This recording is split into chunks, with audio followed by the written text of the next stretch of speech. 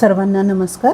शैक्षणिक संख्याशास्त्राच्या या सत्रामध्ये आपल्या सर्वांचं स्वागत आहे आणि आपला आजचा विषय आहे बहुलक. बहुलकाचा जर विचार केला तर हा शब्दच मुळात बहुलक म्हणजेच जास्तीत जास्त वेळा येणारा, यालाच आपण इंग्रजीमध्ये मोड असं म्हणतो. बहुलकचा अर्थच आहे की ज्या वर्गांतरामध्ये एखादा प्राप्तांक जास्तीत जास्त वेळा येतो त्याला आपण बहुलक म्हणतो. जेव्हा प्राप्तांक हे सुटे दिलेले असतात तेव्हा जास्तीत जास्त वेळा येणारा प्राप्तांक सहजपणे शोधून काढता येतो किंवा नजरेनं सुद्धा त्याला आपण शोधून काढू शकतो.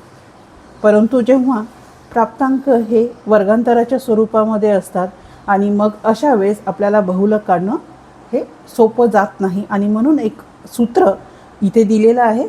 बहुलक यमो बरोबर, बहुलक हे यमो या शब्दाने दर्शवलं जाते, बरोबर 3 MDN, अर्थात MDNचा अर्थ मध्यांक वजा 2 M म्हणजेच मध्यमान.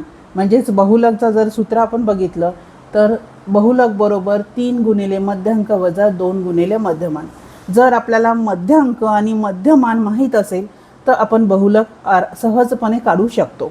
आता इथे उदाहरण घेतलेलं आहे मी. एक MDN आहे आपल्याकडे 47 दिलेला आहे, मध्यमान आहे 47.25 आणि आपल्याला बहुलक काढायचं आहे.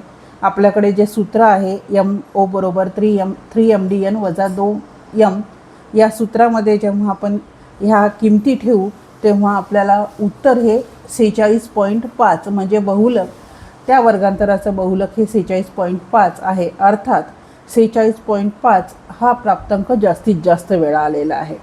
आपल्याला माझा हा व्हिडिओ जर आवडला असेल तर सबस्क्राईब आणि लाईक करायला विसरू नका. धन्यवाद.